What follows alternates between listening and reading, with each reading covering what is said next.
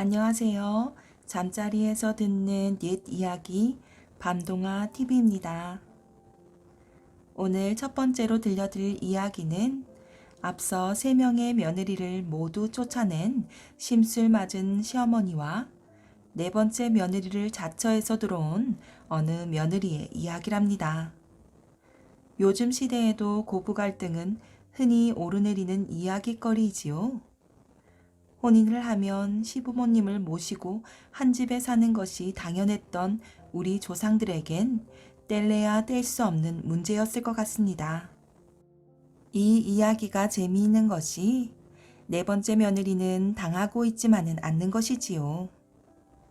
평소 심술나기로 유명했던 시어머니의 말은 아무도 믿지 않고 고분고분 착하게 행동했던 며느리를 의심하는 이가 없는 것을 보고 평소의 행실이 중요한 때에 어떻게 작용하게 되는지 생각하게 된답니다. 오늘 준비한 옛 이야기 재미있게 들으시고 편안한 휴식 되세요. 시어머니 길들이기. 옛날에 아주 성미가 고약한 시어머니가 있었어요. 어찌나 성미가 고약한지 잠시도 며느리를 들들 볶아대지 않으면 남들이 도리어 이상하게 여길 지경이었어요.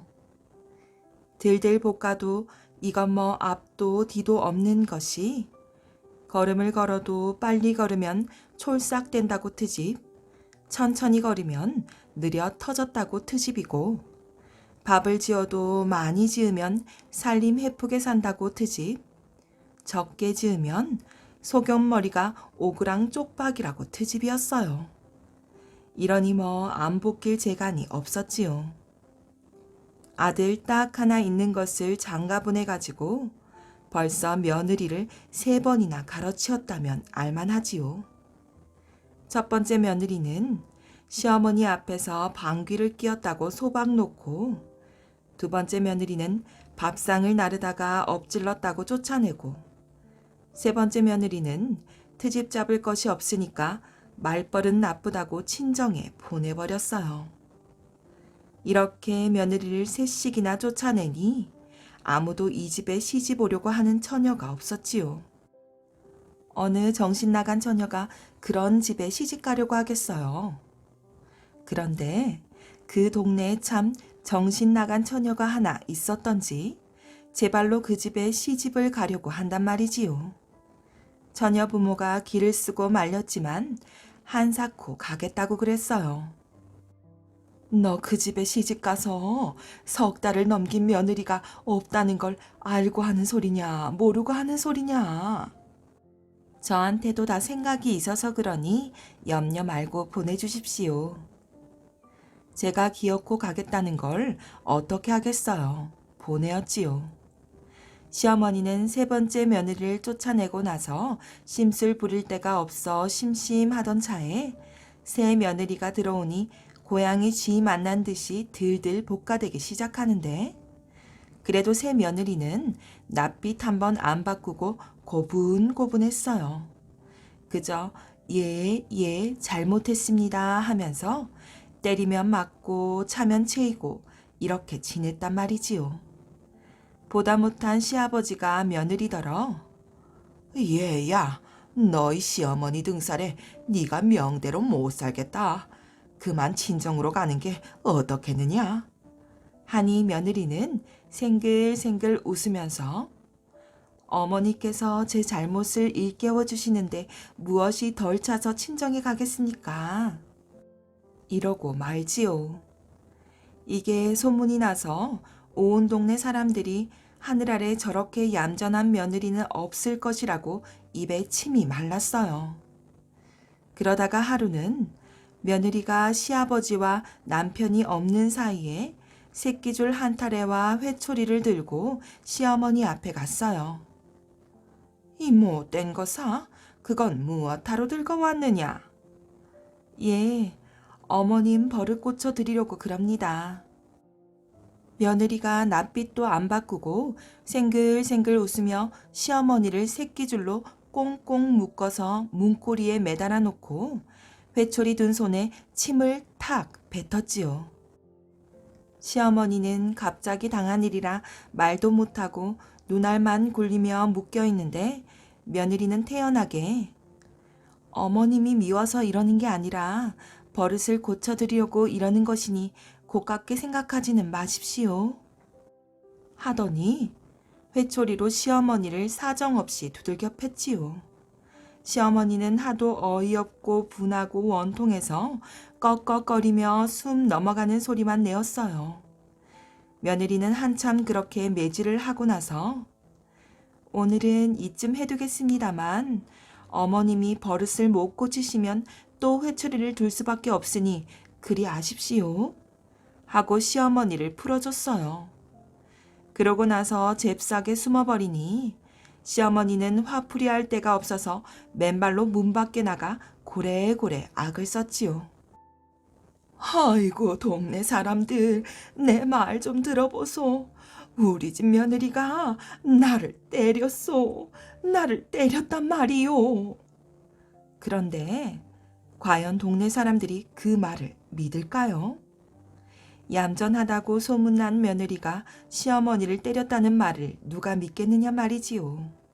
모두들 저 할망구가 며느리한테 행악질 하다가 기어이 미쳐버렸다고 손가락질이나 하지요. 동네 사람들이 아무도 제 말을 안 믿어주니까 시어머니는 분을 못 이기고 남편이 일하는 곳에 가서 대성통곡을 했어요. 아이고 영감, 며느리가 날 때렸다오. 아이고 분해. 그랬더니 남편이 한다는 말이 으흐, 이 저 할망구가 이제는 아주 돌아버렸군 그래. 아 그걸 말이라고 해? 이번에는 아들한테 달려가서 땅을 치며 하소연을 하였지요. 얘야, 세상에 이런 일이 어디에 있느냐? 네 색시가 나를 때렸단다. 그런데 아들인들 그 말을 믿겠어요. 나 원참 어머니도 꾸며대려면 좀 그럴듯하게 꾸며대세요. 이러니 시어머니는 속이 탔지요. 속이 타서 아주 새까맣게 된들 무슨 방도가 있겠어요. 저녁이 되어 시아버지와 남편이 돌아오니까 며느리는 언제 그랬냐는 듯이 고분고분해졌어요. 시어머니가 욕짓거리를 퍼부어도 예, 잘못했습니다 하면서 때리면 맞고 차면 채고 이러거든요. 그럴수록 시어머니 속은 더 부글부글 끓었지요. 그 이튿날 시아버지와 남편이 일하러 나가자마자 며느리는 또 시어머니를 새끼줄로 꽁꽁 묶어놓고는 회초리로 두들겨 팼어요. 어머님이 아직도 버릇을 못 고치셨으니 이럴 수밖에 없습니다. 그날도 시어머니는 며느리한테 실컷 두들겨 맞고 동네방네 떠들고 다녔지만 아무도 믿어주는 사람이 없었어요. 그 이튿날 시아버지와 남편이 나간 뒤에 며느리가 또 새끼줄과 회초리를 들고 시어머니한테로 갔지요. 그랬더니 시어머니가 그만 눈물을 줄줄 흘리면서 오냐 오냐 내가 잘못했다. 이제 다시는 안 그럴 터이니 이제 그만하거라 하고 싹싹 빌었어요. 그러니 며느리도 매질을 한 것을 눈물로 사죄하고 그 다음부터는 더 극진히 효도하면서 살았답니다. 집안이 화목한 비결. 옛날 어느 곳에 김서방네와 이서방네가 이웃해서 살았어요. 두 집 다 식구 수도 그만하고 가진 살림도 그만한데 딱 한 가지 다른 게 있었지요. 그게 뭔고 하니 김서방네는 식구들이 서로 사이가 나빠서 허구한 날 싸우면서 살고 이서방네는 식구들이 서로 사이가 좋아서 날마다 웃으면서 살았어요. 동네 사람들도 두 집안 사정을 다 알아서 우지끈 뚝딱 싸우는 소리가 나면 또 김서방네 집에서 싸움을 하는 게로군 하고 와그르르 웃는 소리가 나면 이서방네 집에서는 또 재미난 일이 생겼나 보군 하였지요. 하루는 김서방네 소가 온 동네 밭을 휘젓고 다니며 곡식을 다 망쳐놓았어요. 김서방이 풀 먹이느라 소를 언덕 위에 메어 놓았는데 식구들이 안 보는 사이에 소가 고삐를 끊고 달아난 거지요. 식구들이 억지로 소를 붙잡아 외양간에 메어 놓고 나서 대판으로 싸움을 벌이는데 서로 내가 옳으니 네가 그르니 하고 싸웠지요. 아, 이 여편네야. 아침에 소 여물을 어떻게 주었길래 소가 배고파 날뛰게 만들어? 김서방은 아내를 나무라고 너는 눈을 어디에 들고 다니기에 소 코 밑에서 빨래를 하면서 고삐 끓는 것도 못 봤느냐? 아내는 며느리를 나무라고 당신은 못하는 사람이 소가 풀을 다 뜯어먹도록 옮겨 매지도 않고 그냥 뒀어요. 며느리는 제 남편을 나무라고 아버지도 참 진작에 소 고삐를 단단히 메어뒀으면 이런 일이 생기지 않았을 것 아니에요. 아들은 제 아버지를 나무라고 이러느라고 옥신각신 분주하게 싸웠지요. 한참 동안 그렇게 티격태격 실쭉셀쭉하다가 김서방이 가만히 생각을 해보니 이웃에 사는 이서방네는 무슨 재주로 싸움 한번 하는 일 없이 화목하게 잘 사는가 싶었어요. 그래 이서방네 집에 찾아가서 자네 집 식구들은 그 무슨 재주로 1년 가야 싸움 한 번 없이 그리 화목하게 잘 사는가? 우리 집에서는 오늘도 대판으로 싸움이 났다네. 했더니 이서방이 그래? 오늘은 무슨 일로 싸웠는가? 하고 물었지요. 그래서 소가 고삐를 끊고 달아난 일 때문에 싸웠다고 했더니 이서방이 허허 웃으면서 우리 집 식구들이 어떻게 하는지 잘 보게나 하더니 마당에 메어 놓은 소를 일부러 고삐를 풀고 엉덩이를 때려 내쫓더란 말이지요. 소가 마구 돌아다니니까 온 식구가 여기저기서 달려나와 붙잡아가지고 마당에 도로 메어 놓고 나서 한자리에 모이거든요. 이제는 이서방네도 별 수 없이 대판으로 싸움이 나겠지 했더니 웬걸 싸움은커녕 큰 소리 한 번 안 나왔어요. 내가 소 고삐를 단단히 메어두지 않은 것이 잘못이었소. 이서방이 이렇게 자기를 탓하니까 웬걸요. 내가 아침에 여물을 든든히 먹였더라면 소도 더 얌전했을 텐데 다 내 잘못이요. 아내는 이렇게 자기를 탓하고 어머님 그런 말씀 마세요. 제가 우물가에 있으면서 소를 빨리 잡지 못한 탓이지요. 며느리는 이러고 아니요. 내가 점심을 먹고 소를 풀밭에 옮겨 메어 놓는다는 게 그만 깜빡하였소. 다 내 잘못이오. 아들은 이러더라네요. 그러니까 싸움이 날 리가 있겠어요.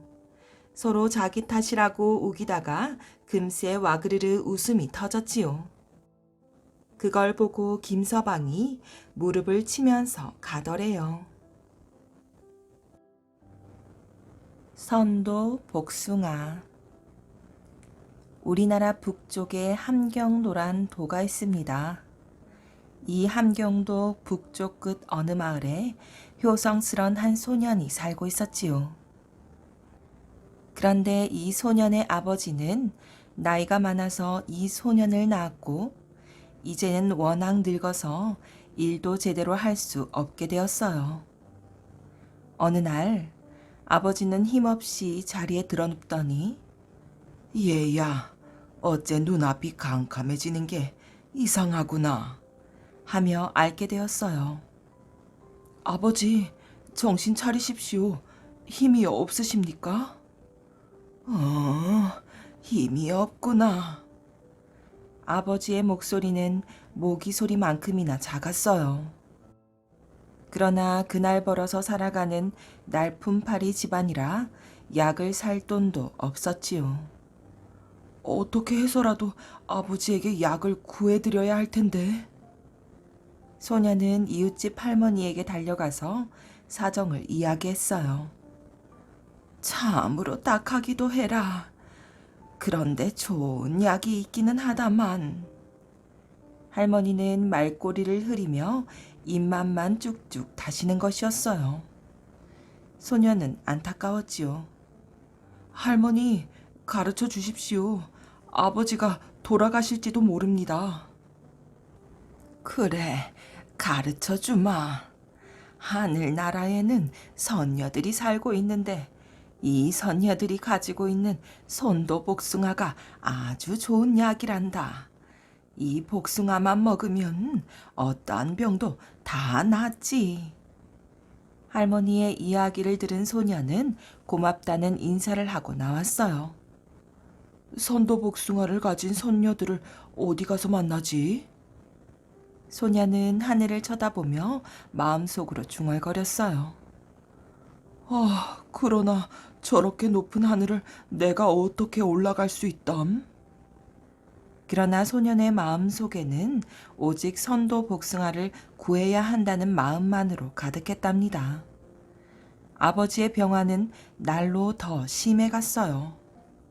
우선 손쉽게 구할 수 있는 약부터 구해서 드렸지만 별 효염이 없었지요. 소녀는 이제 지칠 대로 지쳤어요. 그러나 선도 복숭아를 구해야겠다는 생각만은 버리지 않고 있었지요.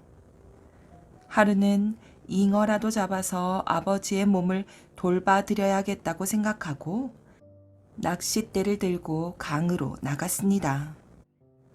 낚싯줄을 두리우고 잉어가 물기만을 기다리고 있었지요. 강물은 하늘처럼 맑고 아름다웠어요. 그리고 앞산이 강물에 비치어 한결 더 아름다운 경치를 이루고 있었지요. 그러나 소녀는 이러한 경치에 마음을 팔고 있을 여유가 없었어요. 빨리 큰 잉어가 물려야지 하는 생각뿐이었답니다. 후루룩 후루룩 강물에 빗방울이 떨어지기 시작하였어요.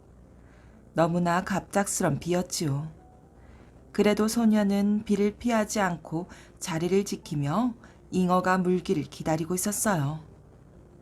그때 참으로 아름다운 무지개가 나타났답니다. 7가지 빛깔의 무지개는 눈이 부셨어요. 아, 아름답구나. 소녀는 감탄하였어요. 그러자 아름다운 음악 소리가 멀리서 들려왔지요. 저 소리는? 소녀는 소리나는 쪽으로 귀를 기울였어요. 그곳은 바로 무지개가 떠 있는 쪽의 끝이었지요. 눈을 크게 뜨고 바라보았어요. 아니, 저게 뭐지? 가물가물한 곳에서 일렁거리며 내려오고 있는 것이 보였어요. 소녀는 눈을 닫고 다시 바라보았지요. 아니, 소녀는 깜짝 놀라고 말았어요. 그것은 선녀들이었지요. 말로만 듣던 선녀들이 나타난 것이었어요. 날개 옷을 입은 선녀들은 너울너울 춤을 추며 내려오고 있었지요. 선녀들은 마침내 강 기슭에 내렸어요. 그리고 입고 있던 날개 옷을 훌훌 벗어 던지더니 첨벙하고 물속으로 뛰어들었지요. 소녀는 그저 멍하니 이 광경을 바라보고 있을 뿐이었어요. 선녀들은 누가 보고 있다는 것도 모르고 목욕을 즐기고 있었지요. 소녀는 문득 생각나는 것이 있었어요. 그것은 할머니의 말이었지요. 선녀들이 가지고 있다는 선도 복숭아였어요. 선도 복숭아. 소녀는 입 안으로 속삭였지요. 저 선녀들은 틀림없이 선도 복숭아를 가지고 있을 거야. 어떻게 해서라도 선도 복숭아를 얻어야지 하고 생각했어요. 갑자기 바람이 불었지요. 선녀들이 벗어놓은 날개옷 하나가 바람을 타고 날아왔어요. 날개옷은 강물 위로 떨어졌지요. 소녀는 당황하였어요.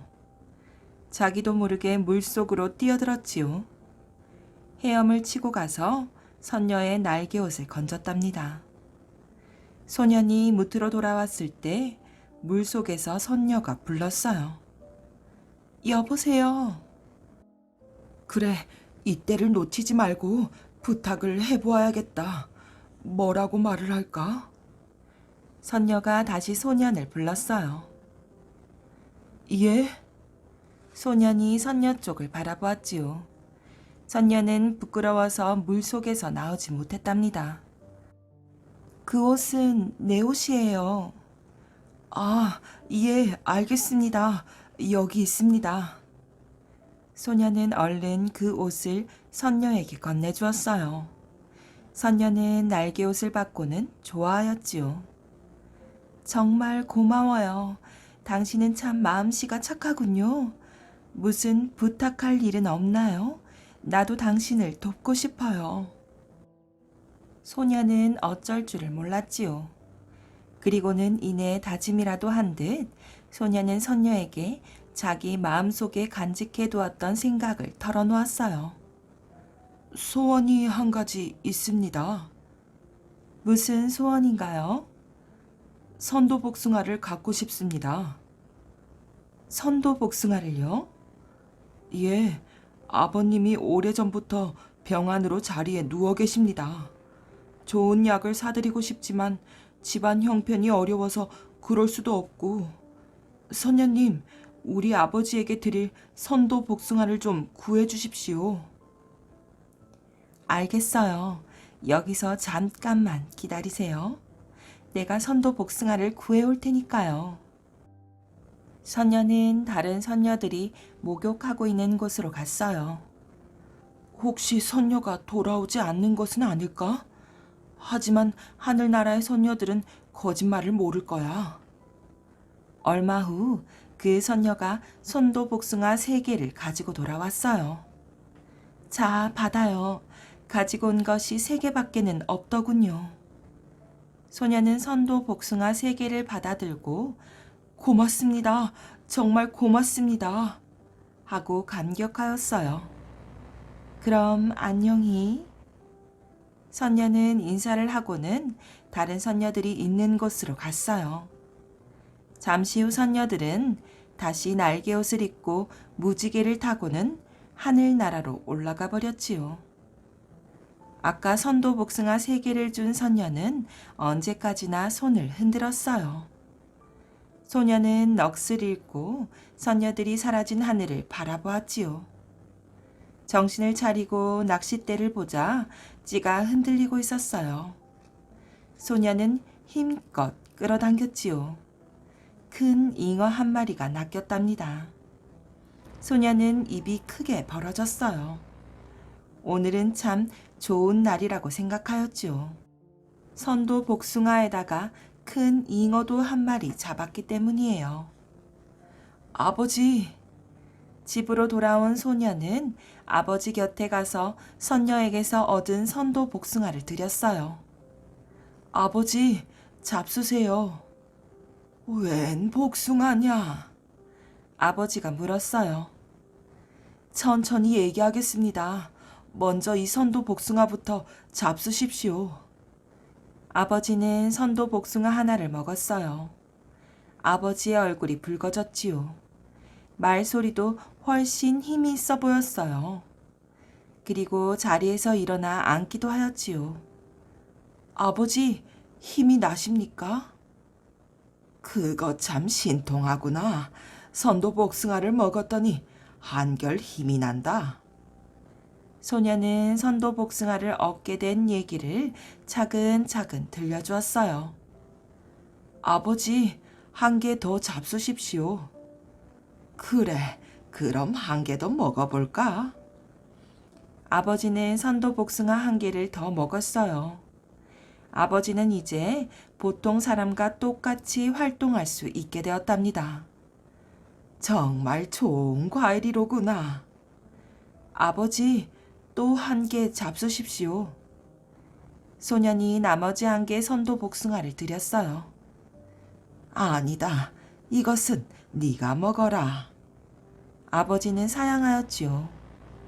너도 이 애비를 간호하느라고 몸이 쇠약해졌을 테니 먹도록 해라. 소녀는 아버지의 말에 따라 선도복숭아 한 개를 먹었어요. 소년도 몸이 튼튼해졌지요. 그리고 소녀는 잡아온 잉어를 푹 고아서 아버지와 나누어 먹었어요. 이제 아버지도 옛날처럼 다시 일을 할 수 있게 되었답니다. 선도복숭아 씨를 뜰에 심었더니 선도복숭아 나무가 나왔어요.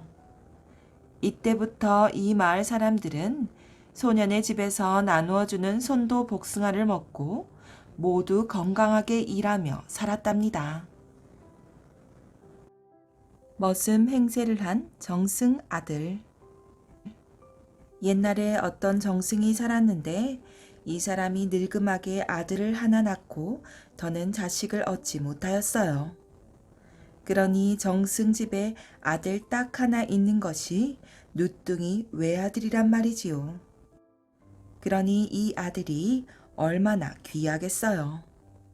두 내외가 쥐면 꺼질세라 불면 날아갈세라 온갖 정성을 다 들여서 키웠지요. 먹고 싶은 것 다 먹이고 입고 싶은 옷 다 입히고 손에 물 한 방울 안 묻히고 키웠단 말이에요.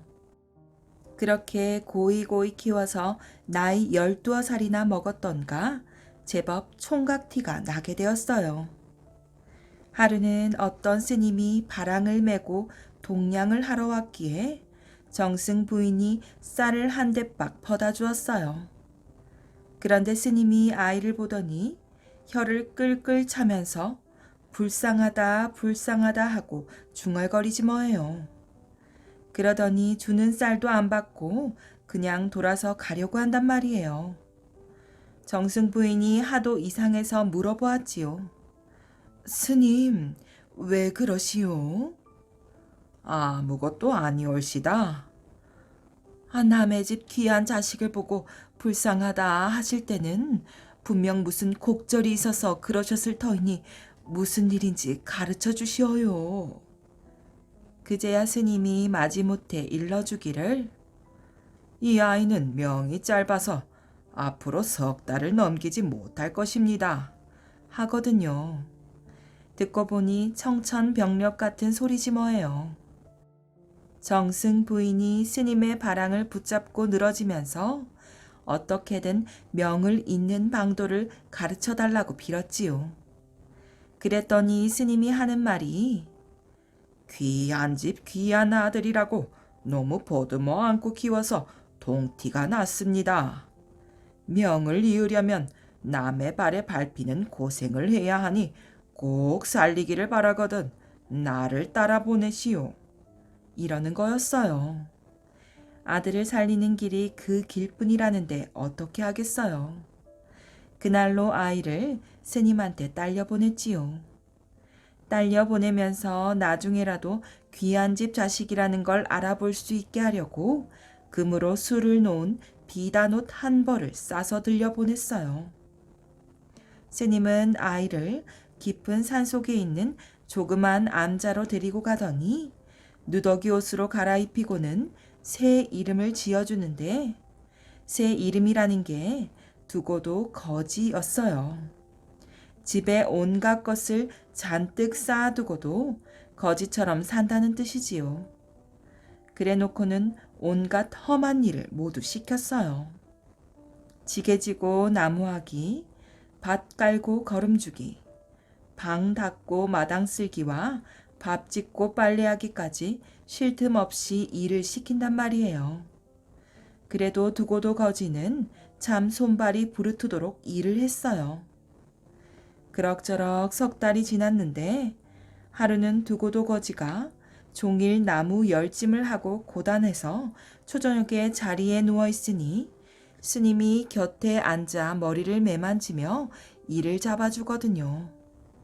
스님이라 살생을 못하니까 이를 잡아가지고는 자꾸 자기 옷 속에 집어넣고 하는데 그러는 중에 두고도 거지가 깜빡 잠이 들었어요. 고단한 데다가 머리를 매만져 주니까 절로 잠이 온 것이지요. 자다 보니 꿈인지 생시인지 몰라도 검은 도포를 입고 검은 갓을 쓴 저승사자가 턱 나타나서는 오늘 너를 데려가려고 왔다마는 스님의 법력이 너를 가리고 있고 또 네가 이리 고생하는 모습을 보니 차마 데려가지 못하겠다. 3년 뒤에 다시 오마. 그때까지 남에게 밟히는 고생을 참아내며 목숨을 100년까지 늘리리라. 하고는 훌쩍 사라져버리더래요. 언뜻 정신을 차리고 보니 스님이 온데간데 없었어요. 그리고 스님이 앉아있던 자리에는 옥피리가 하나 놓여있고 말이지요. 두고도 거지는 날이 새자 옥피리를 품에 놓고 정처 없이 길을 떠났답니다. 얼마만큼 가다 보니 큰 마을이 있기에 그 마을에서 제일 큰 기와집을 찾아갔어요.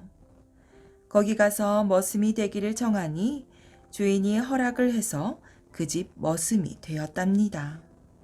머슴이라는 게 밤낮으로 고된 일을 해야 하는 처지이니 좀 힘이 들겠어요. 그래도 두고도 거지는 쓰다 달다 말 한마디 없이 묵묵히 일을 하였지요. 산에 가서 나무도 하고 논밭도 갈고 거름도 내고 마당도 쓸고 마구간 외양간에 마소 먹이는 일도 했지요.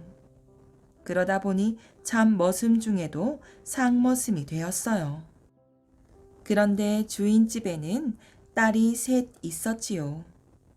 첫째 딸과 둘째 딸은 두고도 거지가 천한 머슴이라고 업신여겨서 밤낮 구박을 했어요. 첫째 딸이라고 하는 것은 새순물을 또우라 해서 떠다주면 물이 너무 차네 뜨겁네 트집을 잡아 쏟아버리는데 쏟으려면 딴 데다가 쏟을 일이지 하필이면 두고도 거지 낯에다가 퍼붓는단 말이지요. 이러기를 날마다 한두 번도 아니고 12번씩 그랬어요. 둘째 딸이라고 하는 것은 앞마당을 쓸라고 시켜놓고 빚을 뒤에 콩알 만한 자갈이라도 남으면 빗자루로 때리는데 이러기를 들며 나며 하루에도 서너 번씩 그러거든요. 그런데 셋째 딸은 달랐어요.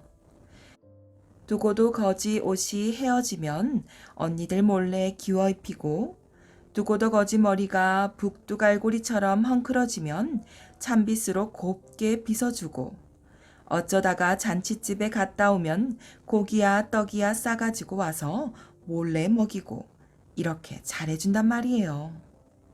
그럭저럭 3년이 지났는데 하루는 이웃 마을 장잔의 환갑날이 되어서 온 식구가 잔칫집에 가게 되었어요. 집안 어른들이 먼저 잔칫집에 가고 그 다음으로 딸들이 나서는데 먼저 첫째 딸이 나와서 말을 대령하라고 소리를 쳤어요. 두고도 거지가 마구간에 가서 말 한 피를 내와서 첫째 딸 앞에 대령하였지요. 그랬더니 첫째 딸 하는 말이 이놈아, 이 높은 말을 어떻게 타라고 그러고 섰느냐? 어서 말 아래에 엎드려라. 그래서 두고도 거지가 말 아래에 네 발로 엎드렸어요. 첫째 딸은 두고도 거지 등을 밟고 올라서서 말을 타고 갔지요. 그 다음에 둘째 딸이 말을 대령하라고 소리치기에 또 말을 끌어다가 놓았어요. 둘째 딸도 두고도 거지더러 엎드리라 하고서 등을 밟고 말을 타고 갔지요. 셋째 딸이 나오기에 두고도 거지가 또 말 아래에 엎드리려고 했지요. 그렇더니 셋째 딸은 두고도 거지를 부축해 일으키고는 나는 걸어서 갈 터이니 이따가 틈을 타서 이 말을 타고 와요. 내 맛있는 음식을 많이 감춰 놓을 테니까요. 하고서 간단 말이지요. 온 식구가 다 잔칫집에 가고 나니 집안에는 두고도 거지 혼자 남게 되었어요. 두고도 거지는 맑은 물에 세수를 하고 동백기름으로 머리를 빗고 나서 여태 깊이 감추어 두었던 옷보자기를 끌렀지요. 거기에 뭐가 들어있나요? 바로 금으로 술을 놓은 비단옷이 들어있었지요. 비단 옷을 떨쳐 입고 옥피리를 들고 셋째 딸이 두고 간 말을 탔어요. 그렇게 차리고 나서 옥피리를 불면서 잔치집에 갔답니다. 잔치집에 당도하니 장자네 집 사람들이 하늘에서 내려온 신선이라고 허리를 굽혀 절을 하고 좋은 자리에 앉히고서 맛난 음식을 대접하였어요. 다른 사람들도 하늘에서 내려온 신선을 한 번이라도 더 보려고 구름같이 몰려들어 웅성웅성 참 야단법석이 났지요. 그런데 셋째 딸은 눈썰미가 야무졌던지 아무래도 어디서 많이 보던 얼굴이라 제가 맨 댕기 끝을 잘라가지고 두고도 거지 곁에 살짝 다가갔어요. 그러고는 술을 따르는 척 하면서 댕기 조각을 두고도 거지 뒷머리에 묶어 놓았지요. 두고도 거지는 잔치집에서 옥피리를 불며 잘 놀다가 남들보다 미리 집으로 돌아왔어요. 돌아와서 비단 옷을 벗고 누더기로 갈아입고 마당을 쓸고 기다렸지요. 한참 뒤에 딸들이 돌아와서 첫째 딸, 둘째 딸은 잔치집에 가서 신선 만난 이야기를 하느라 입에 침이 튀는데 셋째 딸은 아무 말이 없었어요. 그러다가 식구들이 안 볼 때 가만히 두고도 거지를 불러놓고는 비단 옷은 어디서 났으며 옥피리는 어디서 났어요? 어서 바른 대로 말해보아요. 하고 물었지요. 두고도 거지가 시치미를 딱 떼고 모르는 척하니까 뒷머리에서 댕기 조각을 끌러가지고 제 댕기와 맞춰보는데 맞춰보니 딱 맞거든요. 두고도 거지가 하는 수 없이 그동안에 있었던 일을 다 말해주었어요. 그러고 나니 댕기를 메었다가 끌렀다가 하느라고 헝클어진 머리를 셋째 딸이 찬빗으로 빗어주더란 말이지요. 머리를 빗어주니까 절로 잠이 솔솔 올 것 아니겠어요? 그래서 얼핏 잠이 들었어요. 자다 보니 꿈인지 생시인지 몰라도 3년 전에 보았던 저승사자가 나타나서는 3년 늘린 네 수명도 오늘로 다 되었다마는 그동안 남에게 밟히는 고생을 참아냈으니 약속한 대로 너를 데려가지 않겠다. 이제는 100년 뒤에나 다시 오마. 하고는 연기같이 사라지더래요. 언뜻 정신을 차리고 보니 셋째 딸이 아직도 제 머리를 빗어주고 있거든요. 그 길로 주인에게 가서 모든 것을 밝히고 주인의 승낙을 얻어 셋째 딸과 100년 가약을 맺었어요. 두고도 거지가 셋째 딸과 혼이 나는 날 금으로 수놓은 비단 옷을 입고 옥피리를 불면서 색시와 함께 말을 타고 떠나는데 그 광경이 참 장관이었지요. 그 광경을 보려고 첫째 딸과 둘째 딸은 지붕 위에 올라가서 이럴 줄 알았다면 내가 옷 끼워 입힐걸. 이럴 줄 알았다면 내가 머리 빗어줄걸. 하면서 한탄을 하다가 그만 땅에 떨어졌대요. 그렇게 떨어져 죽은 자리에 쌍버섯이 났는데 사람들은 그걸 보고 죽은 두 딸의 혼이 버섯이 되었다고 그랬대요. 용과 소정방의 싸움. 때는 백제 의자왕 20년, 백제의 마지막 운명의 해였답니다. 백제를 치기 위해 바다 건너 당나라에서 10만 대군을 이끌고 온 소정방은 방자하기 그지없는 인물이었지요. 여봐라, 강불에 기름이라도 뿌렸는지 자세히 살펴보거라. 배가 이처럼 잘 미끄러지는 것을 보니 백제왕이 소정방을 막고자 기름을 뿌려놓은 것 같구나. 으하하하하. 이것은 백마강에 이르기까지 백제의 화살 한 대 맞지 않고 진군이 쉬웠다는 말이었으니 당시 백제가 얼마나 문란하고 나약했던가를 알만했지요. 아무리 기암절벽이라도 장군께서 이끄시는 함대가 올라가지 못할 곳이 있겠습니까? 그러하건대 이까진 물 위에서야. 으하하하하. 옳은 말이로다. 피라미 같은 백제군쯤이야 이 소정방의 적수가 아니지. 좋다. 속력을 더욱 올려라. 그러나 소정방의 말이 끝나자마자 그렇게도 잘 미끄러져 나가던 배들이 약속이나 한 듯 꼼짝도 하지 않았어요. 아니, 무엇을 하고 있느냐? 어서 속력을 올리라고 한 내 명령이 들리지 않느냐? 장군님, 아무리 배를 저어도 움직이지 않습니다. 무엇이 어째? 배가 움직이질 않는다고? 그렇다면 여기까지는 어떻게 들어왔다는 것이야? 소정방은 배전에 서서 얼굴이 불그락 푸르락 하면서 호령을 하였어요. 어선 노를 저어라. 대당나라 수군제독 소정방 앞에 불가능이란 없다. 죽을 힘을 다해 어서 노를 젓지 못할까? 소정방의 호령이 아니더라도 군사들은 손바닥이 벗겨지도록 노를 저었어요. 하지만 배들은 꼼짝도 하지 않았지요. 이 추리를 틀 놈들아, 어서 노를 저어라. 저 사비성의 꽃 같은 궁녀들이 내 놈들을 기다리고 있는 것을 모르느냐? 어서 저어라. 소정방의 분노는 머리 끝까지 치솟아 있었지요. 장군님, 아무리 생각해도 이건 필시 무슨 곡절이 있는 듯합니다. 부하 장군 하나가 말했어요. 갑자기 곡절은 무슨 곡절이야? 고약한 일이로구나. 여봐라, 어서 가서 백제의 늙은이 한 녀석을 냉큼 잡아오렸다.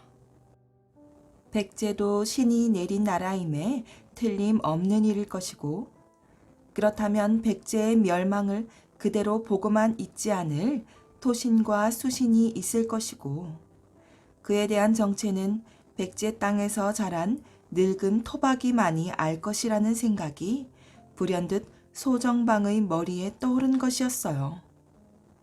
소정방의 명을 받은 당나라 군사들이 배에서 내려 강둑으로 올라가 보니 늙은 노인 하나가 무슨 생각에 잠겼는지 넋을 잃고 앉아 있었지요. 이제 백제는 망하는구나. 이 일을 어찌할꼬? 이 일을 어찌하면 좋을꼬? 혼자 앉아 이렇게 중얼거리고 있는 노인을 향해 달려간 군사들은 두말 않고 노인의 덜미를 잡아 끌고 갔지요. 이 늙은 거사, 우리 장군 앞으로 가는 것을 영광으로 생각해라. 노인은 우악스럽게 잡아 끄는 당나라 군사들을 당해낼 힘이 없어 하늘 수 없이 끌려가 소정방 앞에 무릎 꿇고 앉게 되었지요. 내 이놈 듣거라. 내 놈은 이곳에서 늙었으니 강에서 배들이 꼼짝 않는 이유를 알고 있으렸다. 이 강에는 무슨 귀신이 있는지 말해보아라. 늙은이는 소정방을 노려보며 말했어요.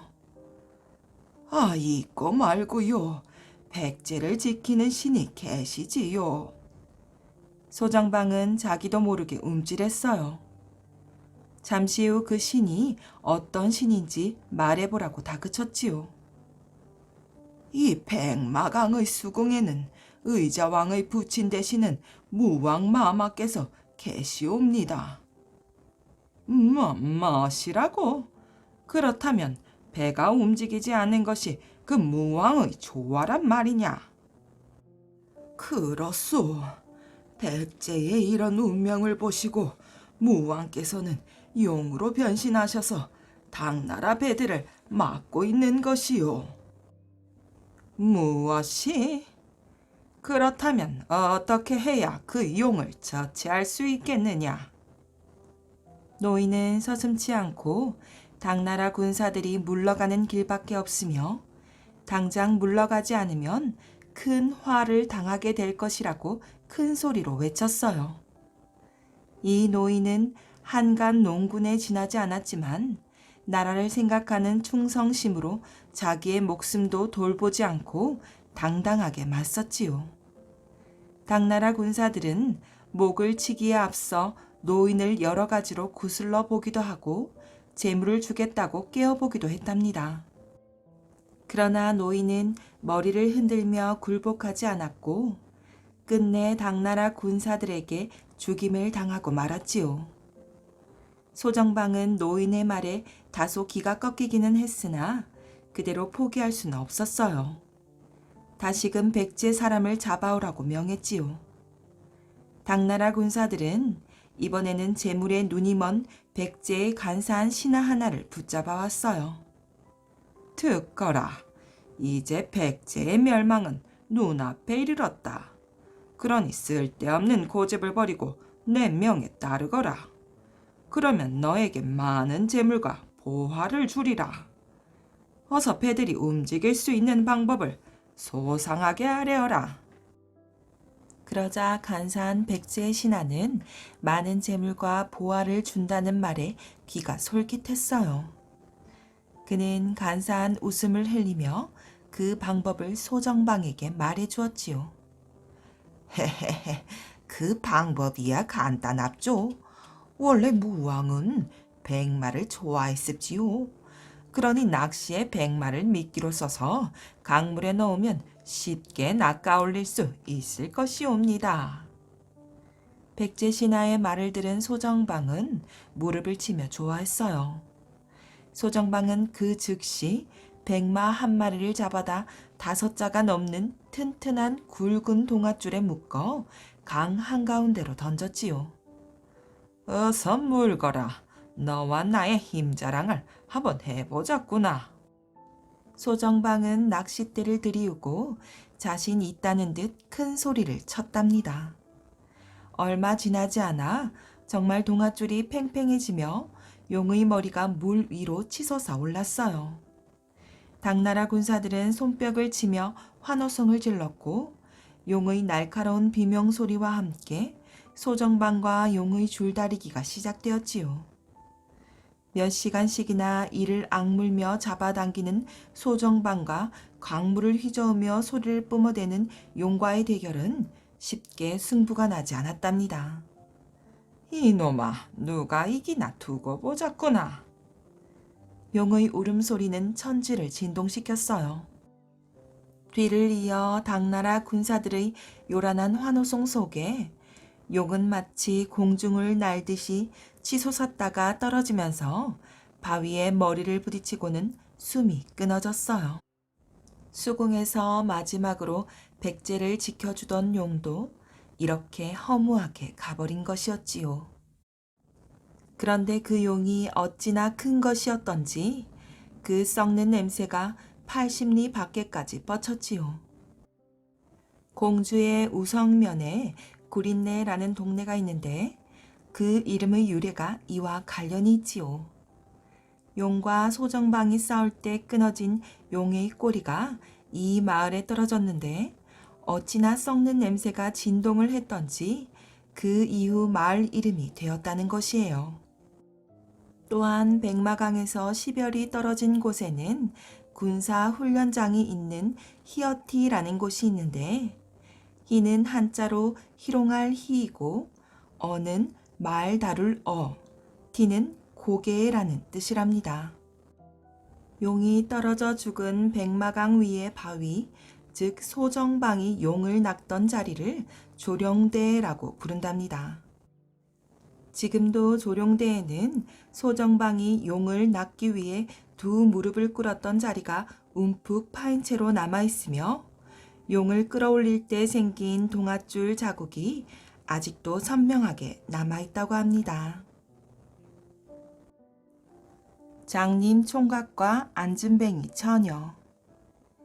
옛날 어느 마을에 장님 총각과 안진뱅이 처녀가 살고 있었어요. 이 두 사람은 아래 윗집에 살며 서로 도와가며 지내었지요.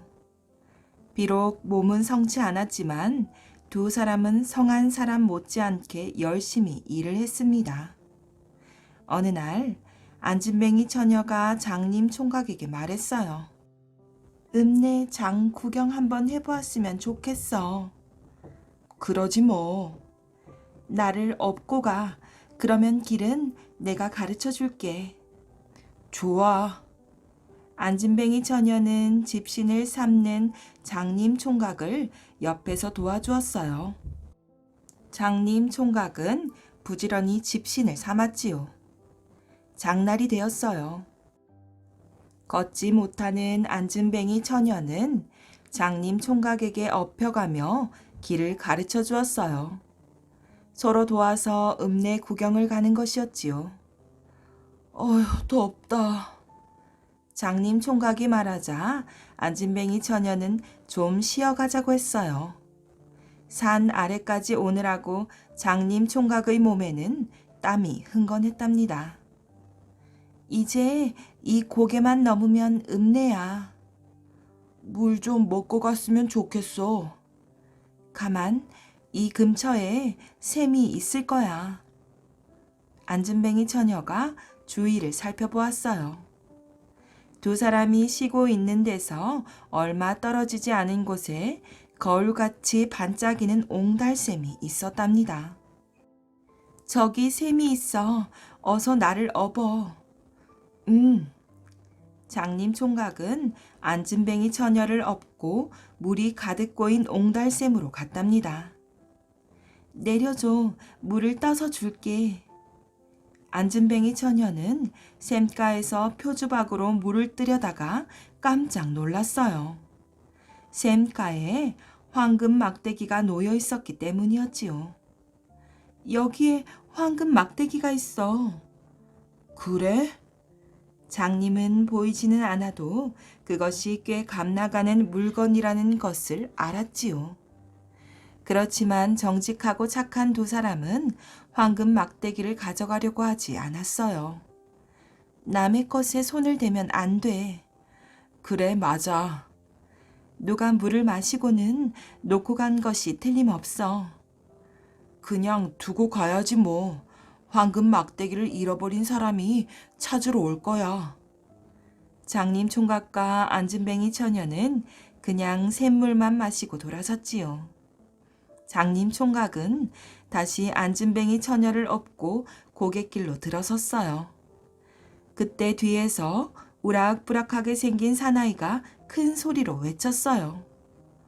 어이, 총각, 거기 좀 있어. 사나이가 달려와 말했어요.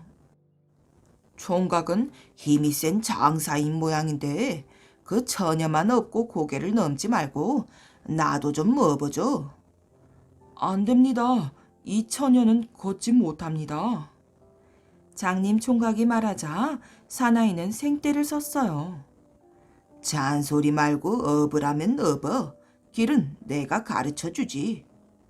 그러자 장님 총각에게 업힌 안진뱅이 처녀가 사나이에게 말했어요. 어르신께 한 가지 여쭈어볼 게 있습니다. 뭐를? 우리가 샘에 가서 물을 마시려고 하는데 황금 막대기가 있는 것을 보았어요. 혹시 그것을 잃어버려서 화가 나신 것은 아닙니까? 황금 막대기? 사나이는 귀가 번쩍 뛰었어요. 네, 샘가에 있는 것을 그냥 두고 왔습니다. 잃어버린 사람이 찾아가라고요. 그건 내 거야. 사나이는 샘이 있는 곳으로 뛰어갔어요. 샘가로 간 사나이는 주위를 두리번거리며 찾아보았지만 황금 막대기는 보이지 않았어요. 물을 떠먹으려고 하자 구렁이 한 마리가 혀를 날름거리며 나타났지요. 에이, 재수없어. 사나이는 손에 든 지팡이로 그 구렁이를 냅다 후려 갈겼어요. 구렁이는 두 동강이 나버렸지요. 사나이는 머리 끝까지 화가 났어요. 그 두 사람이 나를 속였군. 가만 놔두지 않을 테야. 그 길로 그 사나이는 고갯길을 향해 숨을 헐떡거리며 올라갔지요. 장님 총각은 안진뱅이 처녀를 업고 고갯길을 올라가고 있었어요. 이보라고, 황금 막대기가 어디 있다고 그래? 웬 나를 속였지? 사나이는 장님 총각과 안진뱅이 처녀를 마구 때렸어요. 어르신, 저희들이 가서 황금 막대기를 찾아오겠습니다. 안진뱅이 처녀가 말했지만 사나이는 들은 척도 안 했어요. 채, 너희들을 만나서 재수가 없다. 어서 가서 죽은 구렁이 구경이나 실컷 해라. 사나이는 한바탕 욕설을 퍼붓고는 이내 고갯길을 넘어 사라졌답니다. 그거 참 이상한데? 아까 분명히 샘가에 황금 막대기가 있었는데. 누가 샘에 가지도 않았잖아. 우리 다시 한번 가보자. 그래. 장님 총각은 안진뱅이 처녀를 업고 다시 고갯길을 내려와서 샘이 있는 곳으로 가보았어요. 황금 막대기가 두 토막이 나 있어. 어디? 저기. 어디? 내려줘. 내가 기어가서 가져올게. 안진뱅이 처녀는 장님 총각의 등에서 내리자마자 다리가 펴졌어요. 안진뱅이 처녀는 저도 모르게 걸어가서 두 토막난 황금 막대기를 주었지요. 어머, 내 다리가 펴졌어. 안진뱅이 처녀가 외쳤답니다. 오, 정말이네. 네 눈도 떠졌어. 장님 총각은 안진뱅이 처녀의 다리가 펴진 것을 보려다가 눈을 번쩍 떴지요. 우리 이것을 가져다가 임자를 찾아주자. 그래, 그래. 눈을 뜬 장님 총각은 다리가 펴진 안진뱅이 처녀와 나란히 고갯길을 넘어서 장으로 갔답니다. 황금 막대기를 잃어버리신 분 안 계십니까? 총각이 외치며 돌아다녔어요. 처녀는 두 토막난 황금 막대기를 치마 속에 감추고 따라다녔지요. 내가 잃어버렸소. 어느 욕심쟁이 영감이 나섰어요. 어떻게 생겼습니까? 어떻게 생기긴 막대기처럼 길다랗게 생겼지. 얼마만큼 큽니까? 이만큼? 아닙니다. 총각과 처녀는 또 황금 막대기를 잃어버린 사람을 찾아 돌아다녔어요. 그러나 하루 종일 장을 돌아다녀 보아도 진짜 임자가 나타나지 않았지요. 저녁 때 황금 막대기가 제 것이라는 양반이 나타났어요. 황금 막대기가 얼마만큼 큽니까? 이만큼? 맞긴 맞는데요. 처녀가 치마 속에서 두 토막난 황금 막대기를 꺼내어 보였어요. 그러자 양반은 욕설을 퍼부었지요. 이게 무슨 황금 막대기야? 나무 토막을 가지고 사람을 놀리네. 그 양반은 창피당한 사람처럼 황급히 도망쳐버렸지요. 옆에서 구경하던 사람들도 배를 잡고 웃었어요. 나무 토막을 가지고 황금 막대기라고 하는 바보도 다 있네. 허허허, 정신이 돌았군 돌았어. 총각과 처녀는 둘이 서로 마주보고 눈을 휘둥그렇게 떴답니다. 이거 분명히 황금 막대기지? 응. 그런데 왜 사람들 눈에는 그냥 막대기로만 보이지? 글쎄. 총각과 처녀는 황금 막대기의 임자를 찾느라고 하루 종일 장터를 돌아다녀서 이제는 잘 보고 잘 걸어 다녔지요. 집으로 돌아올 때는 둘이서 신나게 뛸 수도 있었답니다. 그 뒤 총각과 처녀는 결혼하여 아주 행복하게 살았어요. 두 토막난 황금 막대기를 팔아서 큰 부자가 되었느냐고요? 아니에요. 임자를 찾아주려고 애를 썼으나 모두들 황금으로 보이지 않아서 나중에는 임자가 찾아가라고 샘가에 꽂아 놓았답니다. 황금 막대기 두 토막은 그 뒤 잎이 나고 줄기가 뻗어내려 커다란 나무로 자랐어요. 사람들은 그 나무 그늘에서 쉬어가며 샘물을 마셨지요. 혹시 샘가에서 노랗게 잎이 돋아난 나무를 본 적이 있나요? 만일 그것이 황금으로 된 나무로 보인다면 사람들이 벌써 앞다투어 뿌리째 뽑아갔을 거예요.